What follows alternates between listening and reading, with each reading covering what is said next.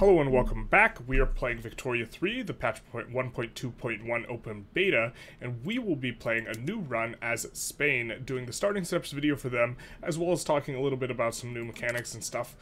For this, we are going to be using the autonomous investment pool. This is a little bit buggy. If you're playing on patch 1.2, you can switch to directly controlled, where you will control everything, but we're going to experiment a little bit with the autonomous investment pool. I think this is interesting. We will go Spain, and we are going to do it through the objectives lens. This way we have potential for getting the hegemony achievement, which we have correctly accomplished but not gotten because it was bugged when we got the times we got it with both the Shogunate and Egypt. So we will be starting.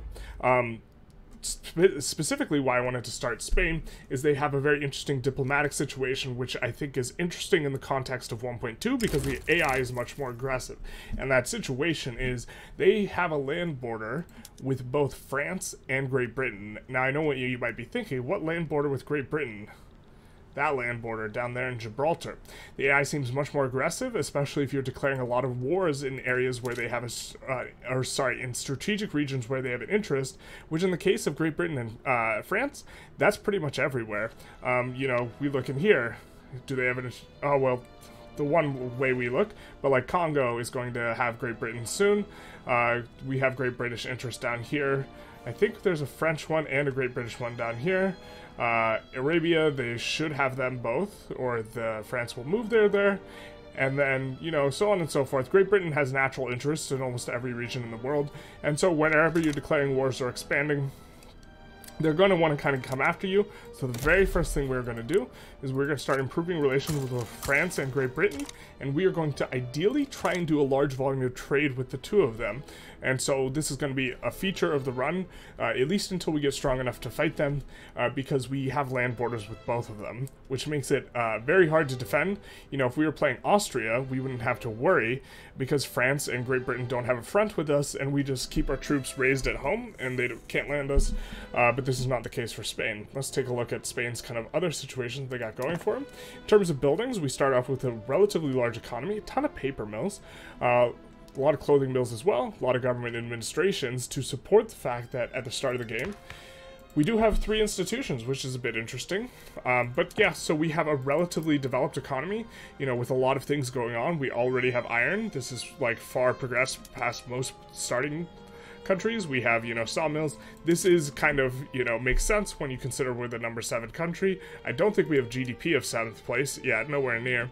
But we are the 7th greatest power. We're somewhat close to becoming a great power.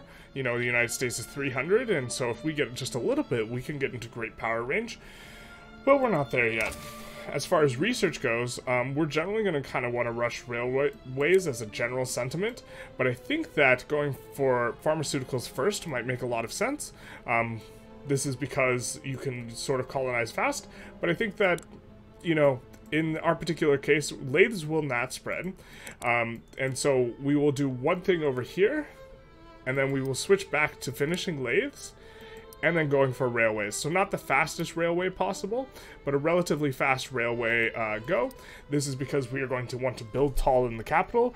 This is generally a pretty strong strategy, and so let's talk about that. We are actually going to want to move the capital from Madrid to Castile, or Castile, depending on, you know, your pronunciation, I suppose. So we're going to go into this tab. The reason we are moving it is because there's more arable land here in Castile, which means the population get higher without running the migration malice. So we're going to change capital to the highest, arable land state that we have in our country. This will be our new capital. We will run a malice of both bureaucracy and authority, but at the start of the game, you have a lot of extra of these. We will be building a couple construction centers here, and then we will kind of be off on our way trying to make construction cheaper, and then build more construction centers, make construction cheaper, build more construction centers, this sort of thing. But let's talk about how we want to spend our authority at the start of the game, because this is what we have left to spend. We will be empowering the Intelligentsia and the Industrialists. Generally speaking, we will not pay too much for us to Sorry, there we go. Our consumption taxes will not be that effective as long as our standard of living is so low, or our average wages are so low, because we don't really have a consumption-based economy yet. And so empowering these guys at the start is a pretty good go for trying to get stuff through faster. We are going to put a tax on services, and then we can tick this up for just a second, put in a tax on luxury clothes, and then tick it back down and just run a slight malice here. We have 2 construction centers. After the construction centers, we are going to want to build a couple of... what is this? We're going to want to build a couple of logging camps in a few places, just to try and, you know, help these places out and also make our construction a little bit cheaper. And then we're going to switch to building more construction centers and eventually progressing to turning on iron frame building tools, this sort of stuff. We will put tools next, because we will need the tooling workshops to support all the sawmills, and in general we are going to want to build all the factories here, because if we go into decrease, we are going to be encouraging manufacturing there. So we are actually going to get rid of this one, do this, encourage manufacturing industry here, and then we will knock this back down, and this will help to pull migration to the capital, and we are just going to be building it tall here. As far as expansion goes, in terms of let's declare some interest, I think that the softest places to expand have changed just a little, but they're kind of the same as patch 1.0, or sorry, 1.1, which is we're going to declare an interest down here. We already have an interest in Indonesia. I think this is another nice spot, but we are going to declare an interest specifically in Persia for the very simple reason that this is one of the only regions that Great Britain often does not declare an interest, so we will be able to expand here a little bit, even though it's not the most efficient land take type of place. This will give us something. Also, if we are vassalizing people here, we eventually will get the market adjacent to Great Qing, which is good because we can trade with them at a little bit of a reduced rate. We will declare an interest here because colonizing Kenya seems to be the best place to colonize. We'll declare an interest here. Going through Zulu into Transvaal seems like a generally good expansion plan. And then we will declare an interest. I don't think I really have a strong opinion on where the last interest should go, but we're going to just declare it up here. Maybe we can work on getting Guatemala and New Granada into the customs unions. So that's kind of like all the prep we have before we unpause. Actually, let's see if we can do some trade routes with Great Britain and France, because if you do trade routes with people, they generally are more likely to play ball with you. We are going to encourage imports on a couple of key resources at the start. The fabric, the softwood, and the iron. This way no one imports them from us, and also so we can make trade routes for them a little bit cheaper. And so we're going to take a look. Can we do it through anyone who is... Nope. We can do Morocco, which takes 0 convoys. We have a ton of bureaucracy, so this is kind of free. I think that... Yeah, let's do it through Morocco. This seems fine. And then having it with Qing would also be fine, but why don't we not do that for now? Let's take a look at wood. We can import... Let's just sort by productivity, and we are looking for either France. We see France, it's not very productive, but we want trade volume with them, so we can maybe get a trade agreement so that we can get the ticking, what is it, approval, or them liking us, basically. I forget the actual word for it, but this is the goal.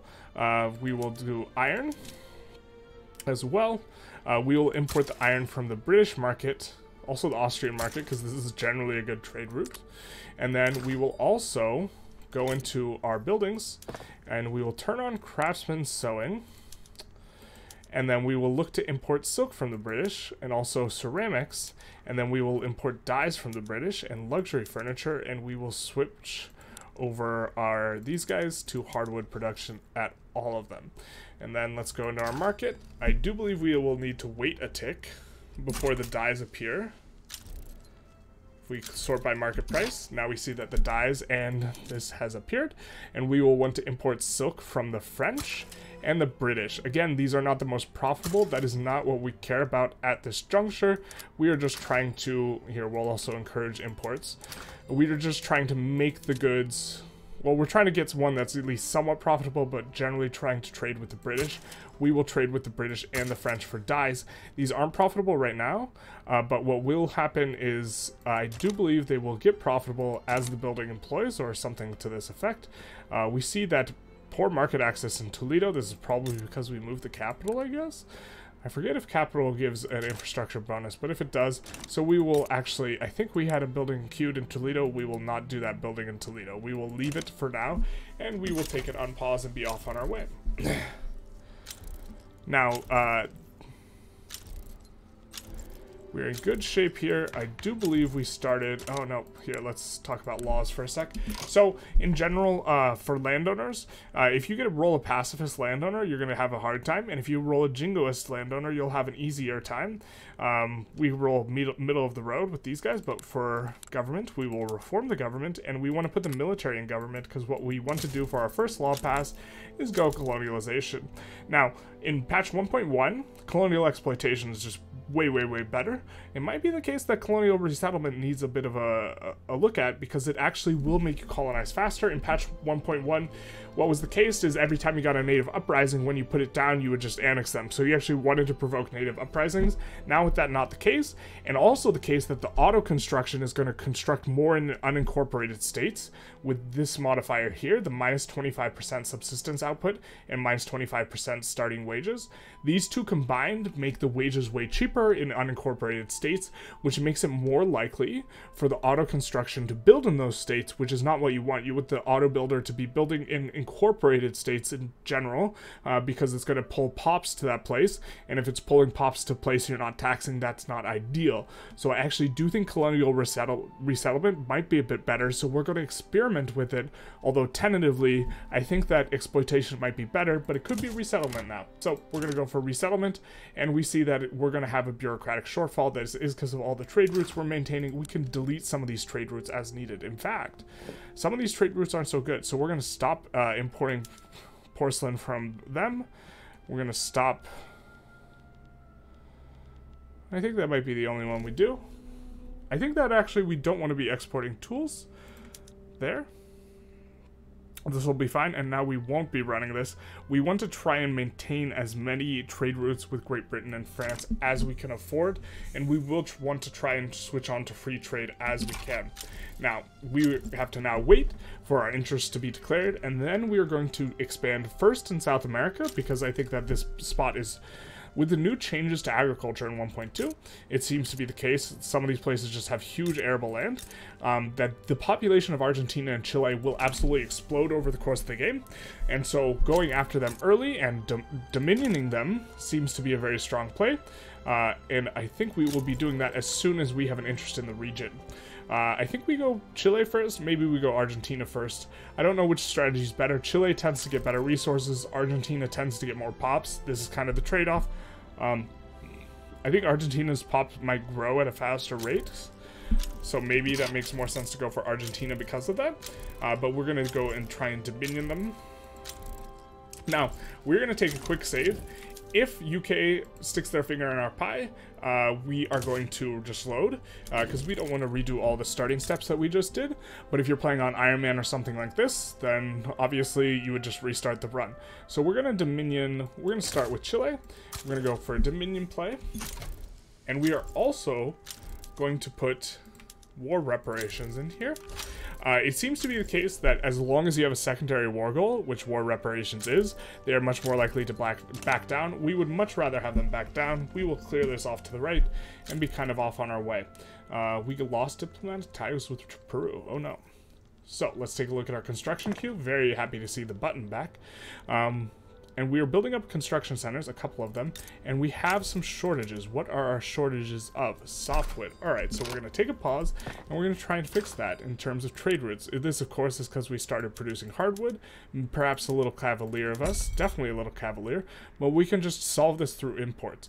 So we will look and see which one does the absolute most, and which one's most productive. So I think we come in and ask for them from the Ottomans, or kebab, and I think we handle it this way. We are going to have a bureaucratic shortfall. We will solve that when we get to it. We also, I think, will switch some of these choppers back. Yeah. But in general, we are going to want to encourage imports on the softwood and keep the softwood cheap, because most of our government expenses, well, eventually most of our government expenses will be construction goods. We actually do start out with a lot of government wages because we start out with a lot of bureaucracy. but we can kind of afford it, kind of sort it. United States sides with Chile. This is unfortunate, but it's very unlikely that they land us. We should be able to still enforce. We'll just, you know, come in, land here, and then enforce on Chile, and then the United States is actually not that strong at the start of the game, or generally speaking, because it's so easy to land the District of Columbia. They have made some changes in 1.2, so just landing the District of Columbia is generally not enough. We're going to promote this guy. We actually want this guy to be... radical ideology is very useful, because on the Intelligentsia, they took off them strongly or endorsing guaranteed libs, so now you need radicals, so we want this guy to get uber powerful. We're going to do that, because, let's take a look. That's very, very lucky that we have a petite bourgeoisie. In fact, we are going to bolster him instead of the industrialists. So we, of course, will have to increase government wages again to get over 200. We're going to come in here, we're going to bolster, and then we're going to decrease government wages, so we're just running -4. All right. Let's take a look. All right. So what war goals do we want on the United States? We might be able to go for war reparations on the United States. This would be a rather nice one. I don't think we're going to, yeah, not transferring the Indian territory. We could break them up if we really wanted to. I think we're just going to go for war reparations, though. We don't want to get stuck in a long war. And I remembered what I was trying to do, which is recruiting an admiral for our navy that we start off with. I guess we'll take this boyo. We'll promote him so that he can lead all 20 of the ships. And then we're probably going to land Chile first, and then land the United States. The United States, I think, does not start off with as many boats as us, if I'm not mistaken. And by as many, I mean they start off with more. Yikes. But I think we can still take this war. It'll be a little bit uncomfortable. Once again, the AI is much more aggressive and much more protective than they used to be, which is interesting. Do we want to make them release New Africa? I guess maybe this would be okay. Let's actually go to declare interest. And we will swap this interest over here and make them release New Africa if we get the interest in time, which we should. And trade agreements with France, very, very nice. We want to be running as many trade agreements, or we want trade agreements with both France and Great Britain. Unfortunately, we have poor relations with them, which is why we're going to be improving relations the whole time. If we look in the diplomacy tab, one way you can kind of garner them liking you is by rivaling their rivals. Unfortunately, France is also adjacent to us, and so this will be a little bit hard. So let's keep going. Little Tejas action. Good old game start.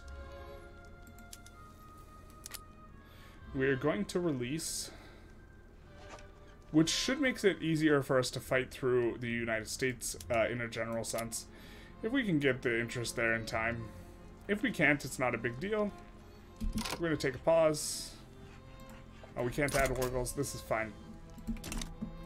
So we're going to go back into the declare interest tab, and we're going to move this interest somewhere else. I think we'll move it there. That's a decent place to expand into, although everyone and their mother declares interest in Arabia, so maybe it's not the best, but it's decent.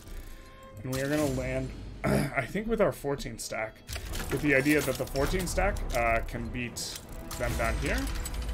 And then we will land with the other stack on the capital of the United States.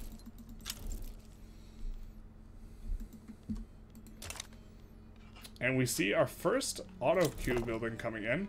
I think I'm going to try out laissez-faire and try and see if we could do this. I think the strategy with laissez-faire, what it's going to be, is that you got to focus almost all of your own personal attention on making construction as cheap as possible, and then let the chips fall where they may in terms of, you know, the laissez-faire. Hands off, laissez-faire.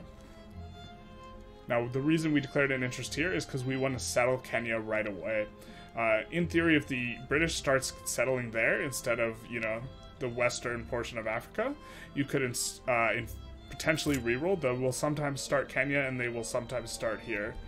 Popular Playwright endorses reform. This is a very, very nice event for us because it gives 20 prestige. So normally we would, well, there's a chance we could want to do this. We don't want to empower the armed forces, and this gives us plus 20 prestige, which, if I'm not mistaken, is actually enough to take us to Great Power rank. No, just kidding. I am mistaken. At the start of the game, I think it was like 180 something would get us great power, but this will take us a lot closer, and if we get great power, this will generally be nicer, although it does have some downsides, so there's that as well. I wonder if the British are, or sorry, we are going to mobilize just in case the US tries to land us. We will have the army mobilized in most of our area here.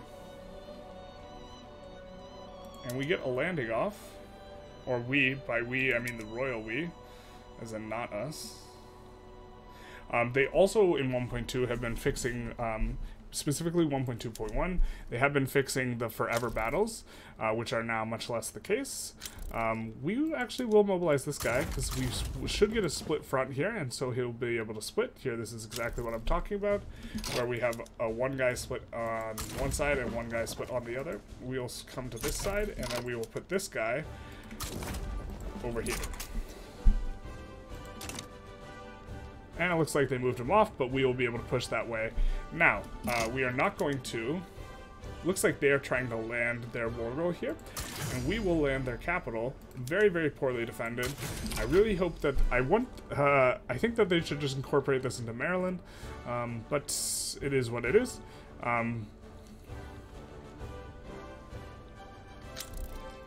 Let's see if they manage to get this off.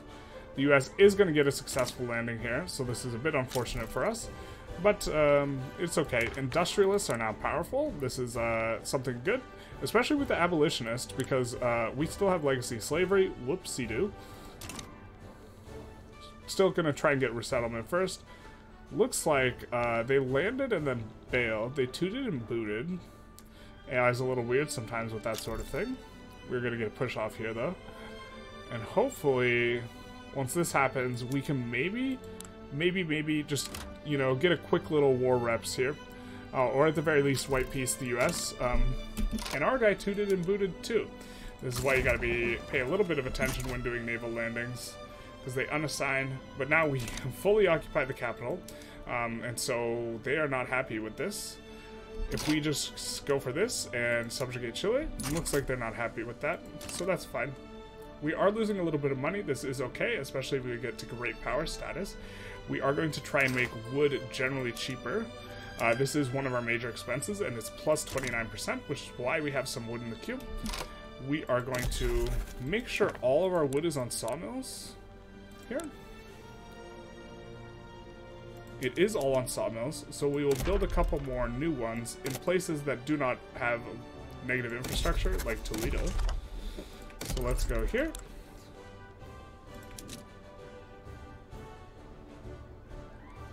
So we're going to look where has the most labor, and currently doesn't have one, and is not Castile, because the labor for Castile is going to be going from manufacturing. And we'll add one in Galicia, one in Western Andalusia, and one in Badajoz. Badajoz, however that's pronounced.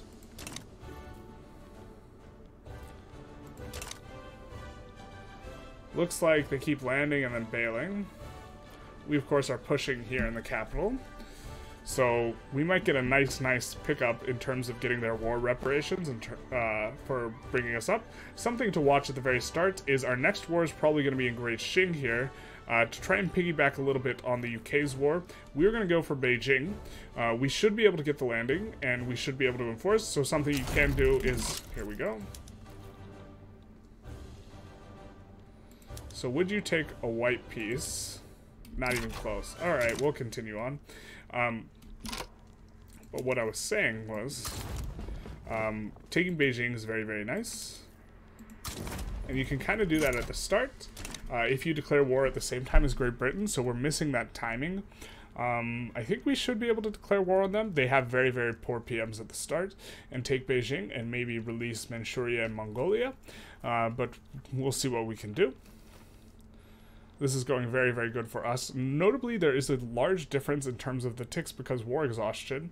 And this is due to the changes in 1.2, which I think are fantastic. It used to be you would just land the capital and just automatically enforce. Now it takes a little bit of work and a little bit more time. I do think they're going to be wanting to give up relatively soon. Let's see.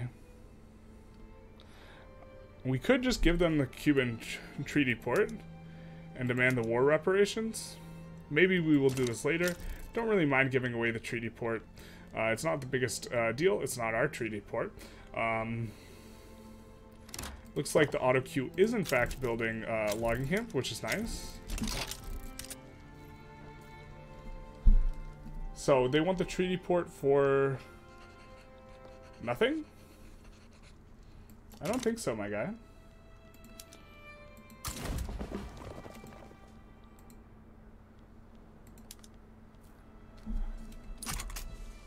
I think you came to the wrong neighborhood with that one.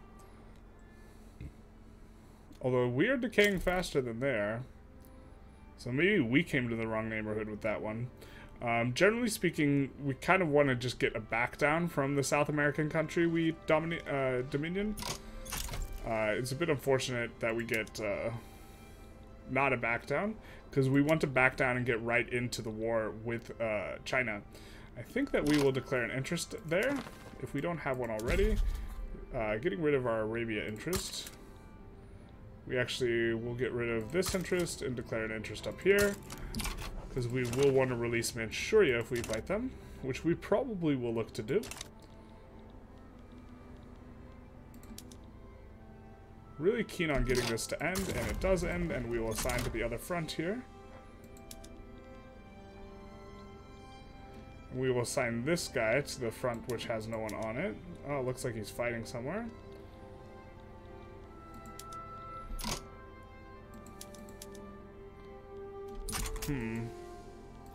He's a little more sticky, because he does occupy the port, and he is correct in his evaluation that we really can't just beat America's army. But we are occupying a good chunk of them as well. This is quite a bit more dynamic. A lot of game knowledge is like shifting right now in terms of 1.2 changes, specifically 1.2.1 also seems quite a bit different in terms of a lot of balancing things than just regular 1.2 was. But we are probably going to get enforced on pretty soon here, because they do have the treaty port. And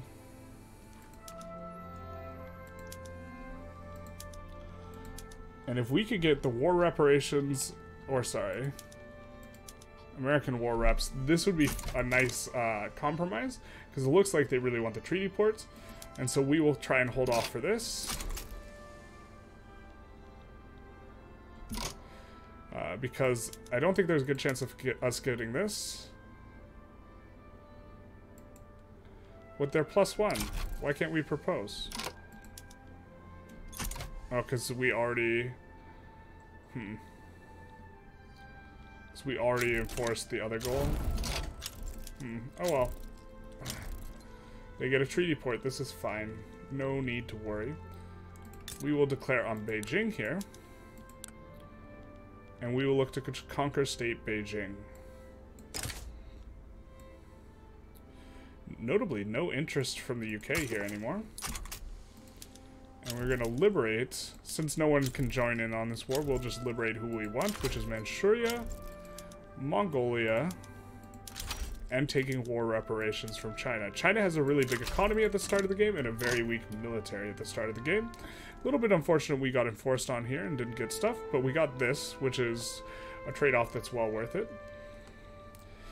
I do think it's also really nice that we do not get the negative infamy, because the UK does not have an interest here, so that's another good reason why this war is nice. They often will have an interest there, but since they didn't, we didn't accrue more infamy, and so we can maybe try and get a trade agreement with them just a little bit easier. Although, can we not get a trade agreement with them in general because they have a treaty port? No, we can. But they're cautious. Decent volume of trade between our markets, though. We do have to keep an eye. We get resettlement. So we get further colonial power event on our hegemony chain. And what we will want to do is we will want to immediately settle in Kenya. This seems to be like one of the best places to expand. And if you can specifically cut off the entire Kenya coast, this seems quite strong, because you're going to get access to a lot of just regular Malaria lands. It also affects kind of where we want to go in terms of tech. Researching empiricism itself is less essential, perhaps, than trying to make progress towards well, this is making progress towards pharmaceuticals, because you want to research a bunch of tier 1 techs. We are researching empiricism by hand because lathe will not spread to us, and so we are trying to, you know, go a little bit faster in terms of the society tech towards Quinine, while still, for the most part, in our opening salvo, going straight to railways. This is kind of the strategy. It's maybe not the 100% best, but I think it's the best in terms of my evaluation so far here. Playing as like a decentralized nation in Africa, they don't start with steelworking, and I didn't realize how important a tech steelworking is. Very important. But almost every like somewhat developed power starts with it. I suppose we could just add this to primary just in case they back down. But we will look to just land them repeatedly and enforce on them, and it should be fairly easy. We're recovering the authority down from the negative. This is because we are recovering from moving the capital over to here. This is fine. I do not think we have anything in the queue, so let's put a couple things in the queue. Specifically, we're going to try and get more logging in places that... Not in Toledo, because they have negative infrastructure, not in Castile, because we're doing mainly expansion there. And that's actually all of our incorporated land, so we're going to add another one to Eastern Andalusia, and another one to Valencia. This should be good. War breaks out. We will mobilize these, and we will try a naval invasion here. Should be fairly easy, but we will see. It's a lot easier if you do it while they're fighting Great Qing. Then it's very, very difficult for them to resist. With the 1.2 changes, it might be difficult to enforce, or sorry, the 1.2.1 changes, it might be more difficult to enforce than it was in the past. And so it might just be, the opening strategy might just be waiting for Great Britain to declare war on Great Qing, and then just having your war at the same time as them. I think this is really strong, and just not meddling with this Chile business. Normally you can get this Chile business through if it's just you versus Chile and the United States does not intervene. You can, you know, restart if you really want to have the most explosive start so that you don't have to deal with the United States, but it is what it is.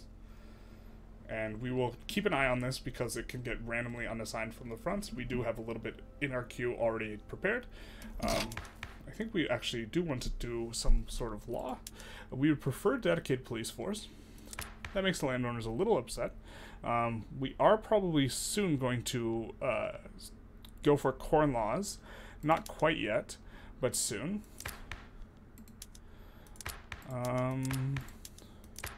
Yeah, I'm thinking the thing will be to go for a dedicated police force instead.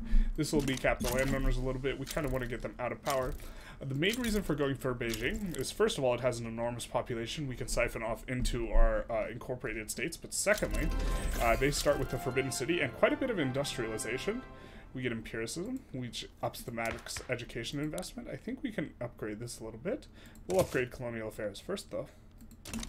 But it gives the Forbidden City, which is very strong. It gives plus 50 authority, plus 20 legitimacy from including the head of state and government. As Spain specifically, this seems really good because you want to keep monarchy, so you want to keep the head of state and government anyways, in order to get the achievement. And their monarchist is, in fact, Intelligentsia, and she's super young, so she's going to be around for a while. So I think this is overall just really, really nice. We should be able to land through this once they lose some of their penalties. If not, we will upgrade this guy, so there's a little bit less of a penalty on the landing, because they don't have sufficient naval support, because there's the size of the navy is a little bit too small relative to the unit. Come on, boy. I know you can do it. You can't do it. But they have no guns. We have guns. Come on. Although I do like that it could be the case that them fixing how this would just continually reinforce does make it much, much harder to land on, you know, a country like China specifically. So we're going to go naval invasion here, and if we just take a look here, will it tell us the modifier? Okay, we're just going to go for it again, and just trying to get a foothold in there. It will take us a little while. Wow, they really have changed it up, huh? we are decaying quite fast. It can't be decayed below 0 because they asked for war reparation. They should probably change this so we could just take forever in this war if we need to, until we can like enforce on them, or until they just run out of steam. We are going to probably do this because Beijing is really nice. We unlock lathe, so we will take a pause and then we will look inside and switch a bunch of stuff over. Now, lathe is a really important tech because almost all your industrial stuff at the start, it starts out owned by shopkeepers. If we take a look, the shopkeepers are going to be primarily petite bourgeoisie as well as, industrialists to some extent. What we want to switch to is we want to switch to capitalists, which are predominantly industrialists and a little bit intelligentsia. This is what lathes allows us to do, and so we will be swapping over. I don't know if we have a lead thing. Let's see if we can. We're just going to add it to the queue. We're going to swap it over. It's not going to be efficient for now, but we kind of just want to set it and forget about it. We'll put it up in Valencia. We'll put it at the front of the queue, and we will continue on our way. We are going to need more government administration. Now, I think that, well, so first of all, there are some in China where we're trying to enforce anyways. Yeah, but I think that we are already on that. Let's see if Market Squares is good. Let's do it.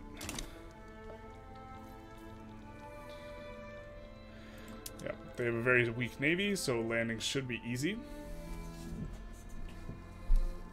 Looks like the auto queue is building an arms industry. That is a bit interesting.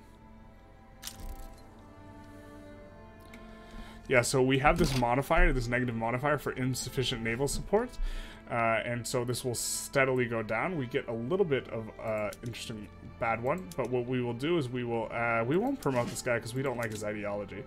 But what we will do is we will recruit another general. Oh, he's not even. Yeah, we will recruit another general here. Oh, this is admiral.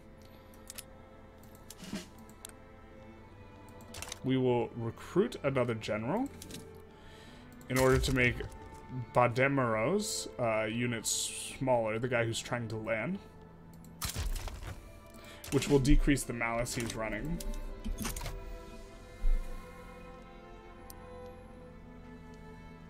And so now he's not running the insufficient support. He is having a hard time getting in there, though.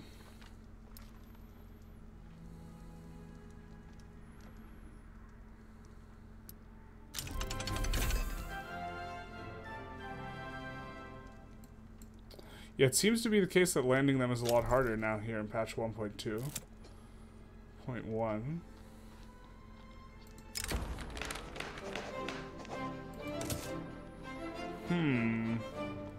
I wonder if we can actually get this through.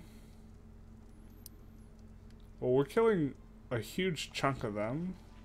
We are losing quite a lot of guys in the process, though. We can't be decayed below 0.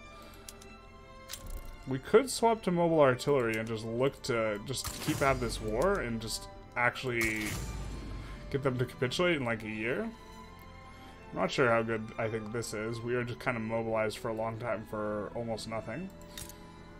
We're building up the arms industry here. Really wish they would build it here, but it is what it is.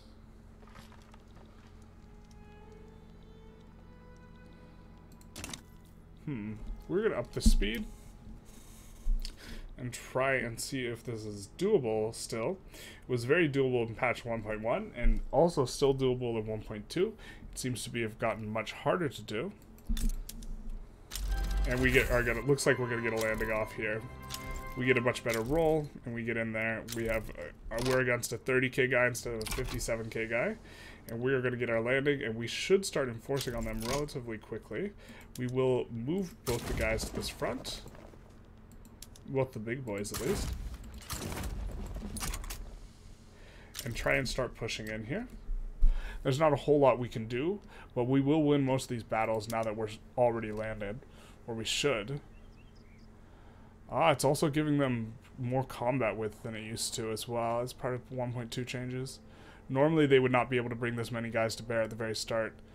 So these battles are going to be a little bit more challenging. We are advancing for this one. It's possible we should just land and then defend, because we are on the war goal, so we can enforce them below 0. But we're gonna land. We're gonna keep on advance. Maybe we'll put these guys on defense to defend the front.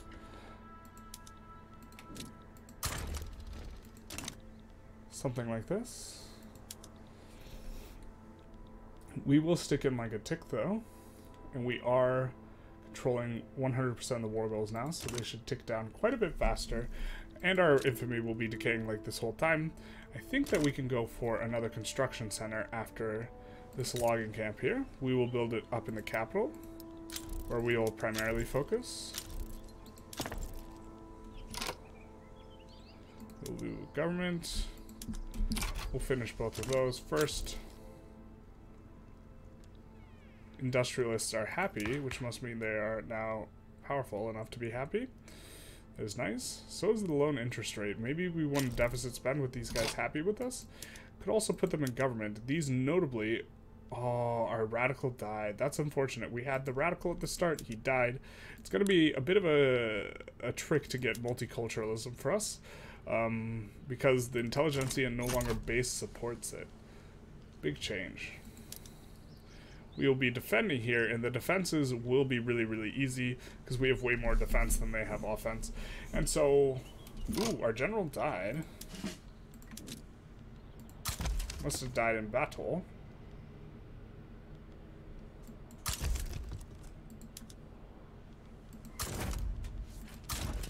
I guess we'll move this guy here and maybe promote the better of these guys.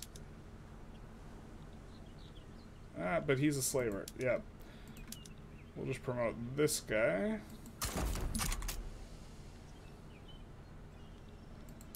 And we'll have a generally easy time defending.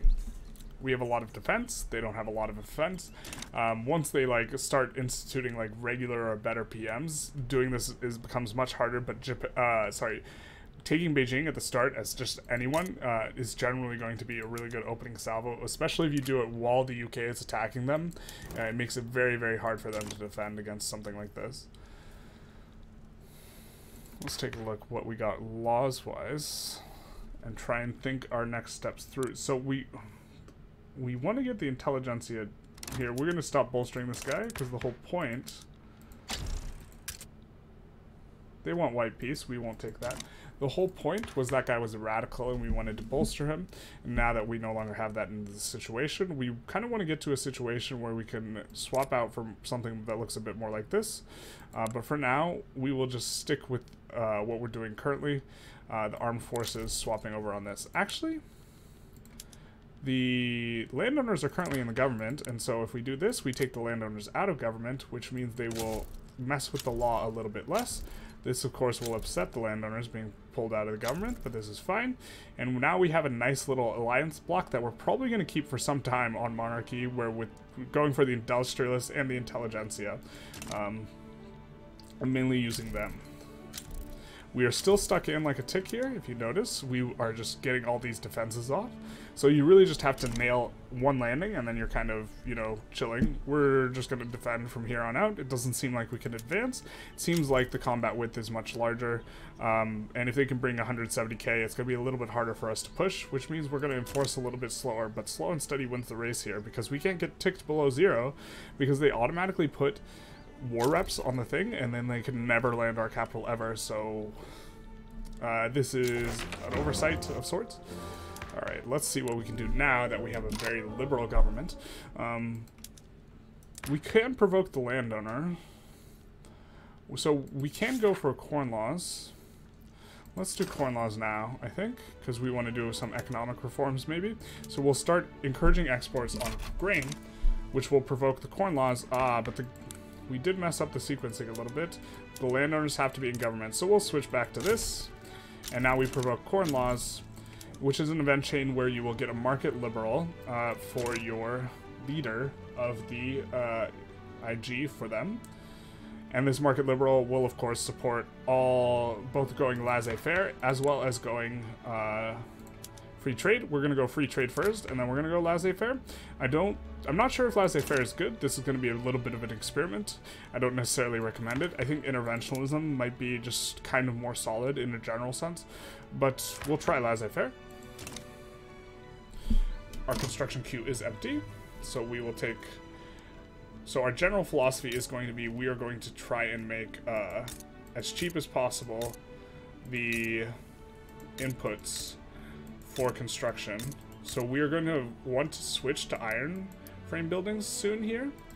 And then we are going to also be getting atmospheric engines soon. So we're going to do some of that and some of that. I think we're researching it right now. Yeah, we are. And so this will kind of be where we go. I'm not sure if we'll be able to turn them on. It will certainly make our tools cheaper. We'll see how things go with that. But yep, they can't dig us out. They're going to get enforced on soon. Can we just take everything? Will they accept that? They'll accept a full piece, so we will take that. And then we will be making gobs of cash from our diplomatic pack. Look at this. Plus 45k. And of that, 35k comes from Qing. So we will be quite strong. We are also getting a ton of these government administrations for a ton of bureaucracy. We're going to delete most of these because we don't need the bureaucracy. This, of course, fires individuals, which they don't like, but it is what it is. And now these are going to need a lot more iron, so it's a good thing we're producing that iron. And then these need a bunch more wood and stuff. We do have imports for this sort of thing, but we can try and put in, well, the wood we do need to, I think we're going to switch to all doing hardwood, because we have a softwood import, but we don't have a hardwood import. So let's do that first, because this place does use a lot of hardwood. And then, also this is very, very nice. With the head of state and government, we are going to get plus 20 legitimacy. She's not in head of government yet. We also get plus 50 authority base, which is very nice. So could we even do something, we could even do something like this and be more legitimate into the next tier. So I think we're going to do that because we're putting the head of state and government, even though it's less coherent.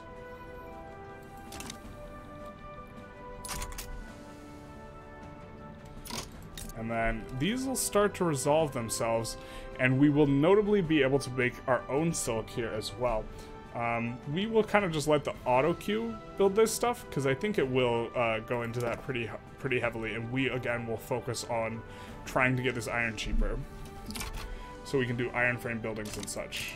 I think that we'll put this at the back of the queue. I'm not sure if we'll get to it. And we can actually just build a ton of construction now as well. We're going to build one there, and then we're going to look to build some in some other places that have a lot of available labor that are not... Let's see, we'll do a couple in East Andalusia, a couple in Valencia, and a couple in Navarra. And this is really off the back of this being cheap. We have import routes for both fabric and softwood, so that should auto-resolve itself pretty quickly. We will take a look at market prices. We do not have anywhere near enough glass. I believe that's because what we are doing here, if I'm not mistaken. No, urban centers. Let's switch to market stalls here.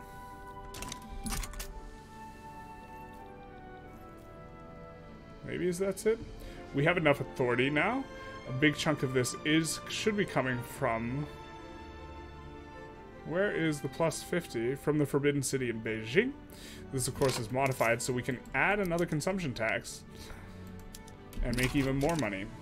We will actually shuffle around these consumption taxes a little bit. We were going to take the one off liquor, because poorer pops tend to consume liquor, and instead put it on luxury furniture. So we're taxing the rich a little bit more. And we're going to check our legitimacy. So we're at 73, and we're making a lot of money, so we're going to decrease taxes here, which will bring us to 78. So we will gain loyalists, which will make it easier for us to harvest bonuses from our guys. And this is like hugely off the back of this increased construction, and, you know, obviously this money is hugely on the back of the diplomatic packs, of which one of them is war reps from Great Qing, which is just tremendous. We do want to get these guys into a customs union eventually, so we'll just take a look if they'll join en natural. They will not. We'll take a look at our own infamy. We have a decent amount of infamy. Let's take a look at how Great Britain feels about us. Okay, so we don't want to piss off Great Britain. France is quite happy with us. Great Britain will likely remain cautious with us. The main reason, we have a trade agreement with France, so this is a little bit unfortunate, but it is what it is. I think we will just vassalize this boyo. And we're going to vassalize, because if we just dominion them, we won't be able to go into Kalat. So we will puppet them entirely. And then we will also add war reparations, which makes them quite likely to back down. And we reach a nice equilibrium where we're still making some money. Probably going to want to... Oh, we just finished the thing, so not yet. we're going to do troubling development. The aristocrats will get a little bit stronger. This is fine. This is part of the Corn Laws event chain. All the Corn Laws are bad, except for the one that gives you a market liberal for your IG leader. These are starting to fix themselves. Maybe we can make an import route. Now, for this... Wait, why is this so cheap and then also... Ah, I see. I understand now. You're, of course, running shortages because you have no port. We will do the port first. And we get modern conservatives. So this is the event I was talking about. A new leader for the age. Let's take a quick look over here. We see the landowner here. And we see that he is currently a moderate, a new leader for the age. Oops, he's dead. We got a new guy. He's a market liberal. This market liberal, specifically, will support us switching to free trade as well as laissez-faire. So we're going to go free trade. We could also put the industrialists in government. I'm not sure it's coherent. Let's click reform. Yeah, so we're not going to do this quite yet. We'll just stick with what we got right now. And look to just do these, sneak these 2 reforms through. And also build the port so that they have access here. Yikes. I was like wondering why they were running shortages.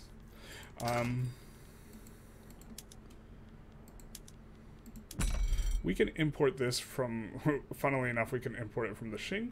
But we can also import it from the French, with whom we have a trade agreement. So we will do that. Eventually we will want to build our own glass, but we'll cross that bridge when we'll get to it. We'll burn that bridge when we get to it. Now with the decreased taxes, standard of living should be coming on up. Not quite yet, I suppose. I think we might start swapping some construction over to iron frame, so we're going to go here and go iron frame. And then we'll add a couple of these in the back of the queue. I do think we'll want a couple of these on level 3, so let's do this and this. So when we get atmospheric engine, we can go for it kind of straight away. Mechanical tools is not spreading to us, which is great for going railways. I guess we want to think about going engines, so let's do this and this. Where is... Oh, we don't have access to engines yet. Fair enough. We have quite a big queue built out, but notably, the really expensive glass, private construction is taking care of it. Hot. And once this finishes, that'll be nice. I think we delete these barracks.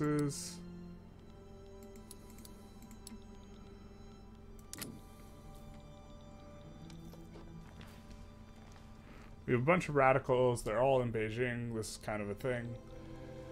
When they get jobs, they'll get happier. Labor should be overall cheap here, so it should be fine. We are expanding a little bit here. Why don't I put a port here in the back of the queue? Because the auto construction, they like to build in places that have nothing going on currently. It's unfortunate they're expanding there. Would love for them to cut off the coast, but I think we'll get a good enough colony here regardless. Let's see if we can declare some interests. We will declare an interest down here. We will declare an interest. Looks like they backed down. I didn't even notice. In Arabia, because we might want to expand there. We'll declare an interest here, here, and this should be fine for now. These people can trade with us now. We get paddle steamer, nice.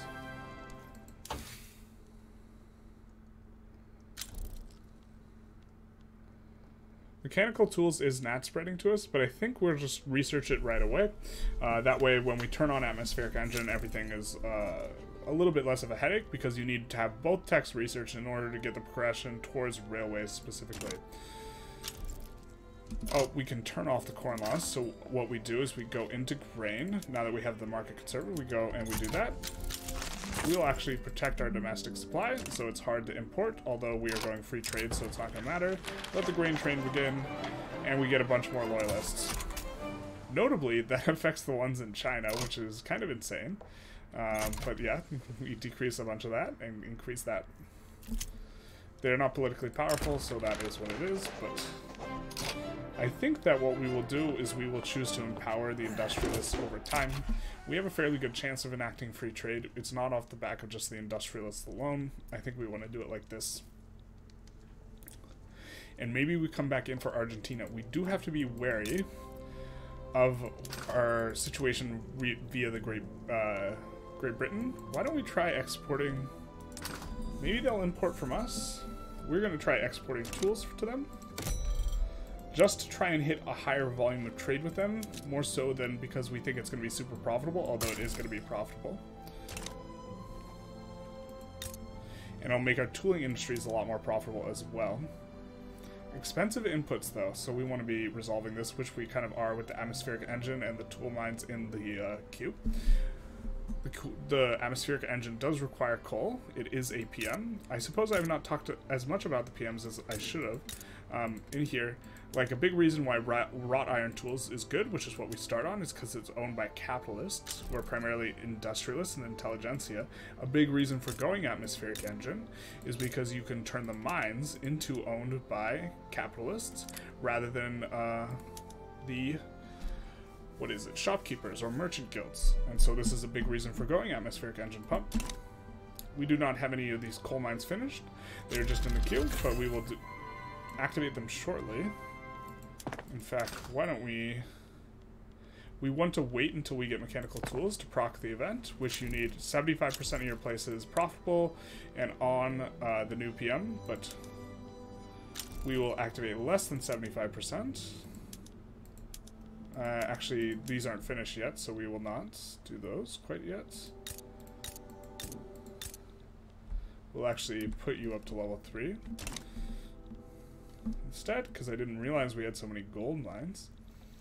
Now, let's take a look at our infamy. We are a major power, or sorry, great power now, which means more infamy for us, but a host of other benefits, which is going to be well worth it. So we can go for Colot in terms of just dominioning them. I kind of like this. And then we will not expand through military here anymore. We will ask for war reparations as well. So this will pay quite nicely. And I think we do want to be running a surplus in a little bit. Not quite yet, because we do have to keep in mind we're going to lose this 35k that we're getting from Great Qing. So by the time we lose it, we want to maybe be making 10 to 20k. And then we will switch to losing 10 to 20k. Something like this. Seems reasonable.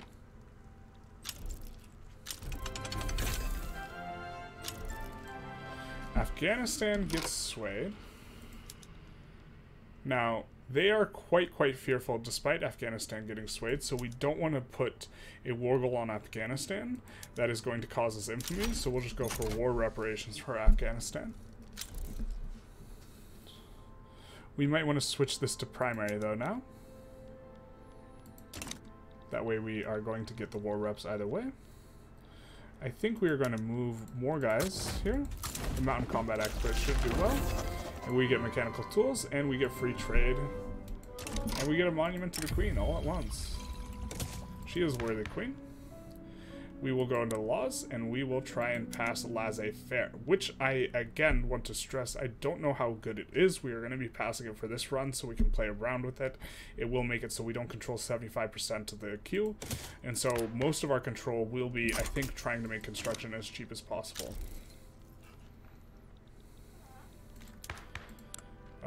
The landowners are still pretty powerful, and they're really happy with us because they are market liberal right now, but they're not going to be a market liberal somewhat soon.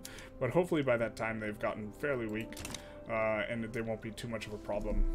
One of the biggest downsides of going monarchy, by the way, is it's hard to retain a very legitimate government, and this is super offset by the Forbidden City, the bonus for plus 20 legitimacy from head of state and government, when combined with the bonus from monarchy itself, which is, you know, plus 20, it's plus 40 legitimacy from head of government.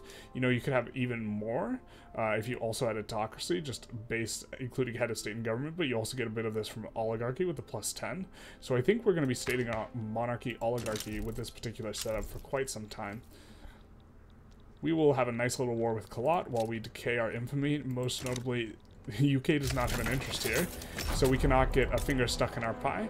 We have cordial relations, so hopefully we can get something done. Let's see why they don't want trade. I believe it's because they're cautious. It is, unfortunately. But we can still try and do a larger and larger volume of trade with them. Let's take a look. Furniture manufacturer is being built in AutoQ. So let's take a look at what we got going with them. That's our market. Oh, we do have to turn on atmospheric engine pump. Let's do that.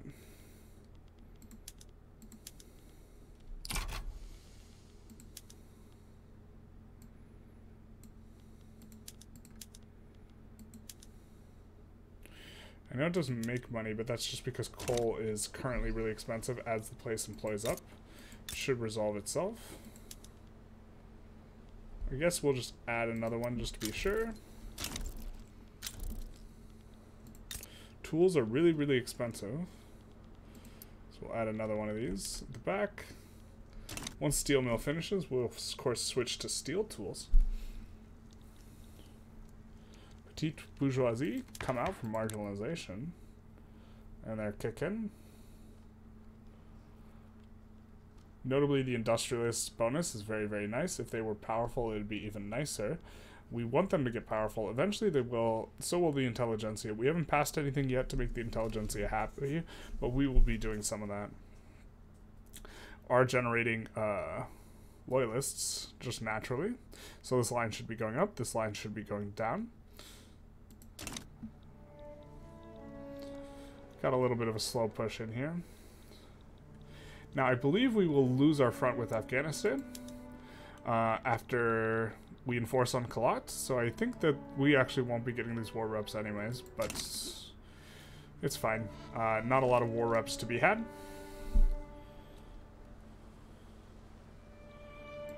Now, let's take a look at prices. Specifically, I want to see this price.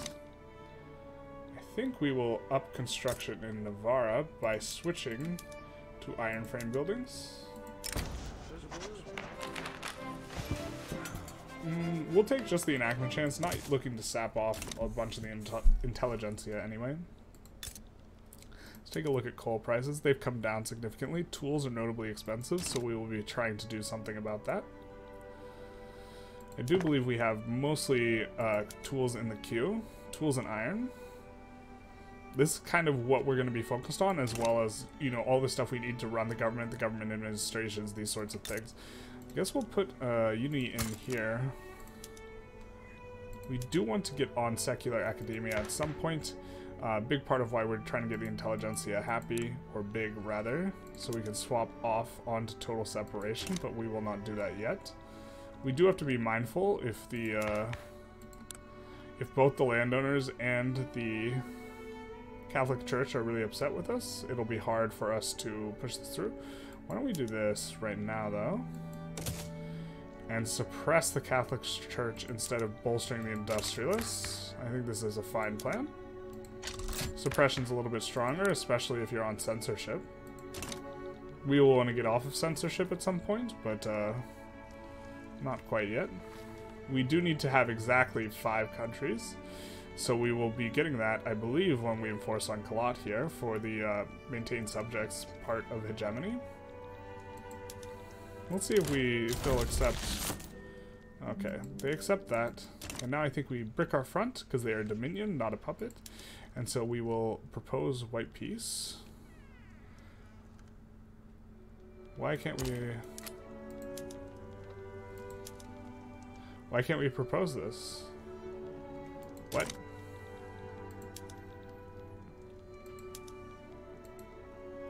Oh, because we already enforced on Kalat? Interesting.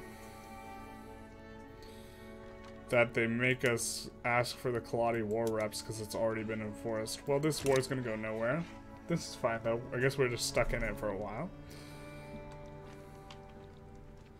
We can think of maybe going for Argentina. This is what I want to do, but I really don't want to fight the British. This is probably going to be a thing for next episode. In fact, why don't we conclude the episode here? We've done our starting steps for France, for Spain. Notably, we've moved the capital. We've kind of talked about the achievement run we're trying to do. We have a plan for staying on, monarchy, oligarchy, which is going to give us a ton of authority for quite some time. Big part of this plan is taking Beijing here, so we get the +20 legitimacy from including the head of state and government. This offsets one of the big disadvantages of staying on monarchy, which is low legitimacy, and also gives us some authority juice. Also gives us, you know, a little bit of influence here, and we can try and incorporate Manchuria and Great Mongolia into our market in the future. We have also puppeted Chile, and also talked quite a bit about changes in 1.2 in regards to like war and enforcement, like the United States coming in, a little bit strange, and them also enforcing on us, also a little bit strange, because they took the war goal and they knew they could keep it, and they knew that we kind of had a nothing burger. Their military was stronger than ours, and fair enough, fair play. I think that these changes are good. Moving forward in next episode, what we will probably be focused on is, okay, trying to continue expanding. Maybe we can get Argentina, and trying to maintain good relations with Great Britain. France, more or less, will be handled by the fact that we have a trade agreement, which will, you know, progress positive relations continuously. But Great Britain is going to be a little bit of a problem moving forward. We are in good shape. We're making a ton of money from the Diplopacts, from getting 35k from China. You know, this is a big deal. Same for our new subjects. This is all good. And we'll be trying to expand and really try and crank up construction, maybe to 100 next episode, something like this, on the back of turning everything to iron frame building a little bit more, all these sorts of things. We've now gone laissez-faire, so we only have control of a quarter of the queue if there's a lot of investment pool transfers, so we'll see how we'll be able to manage that. Anyways, hope you enjoyed. Feel free to like, comment, subscribe, and have a good day.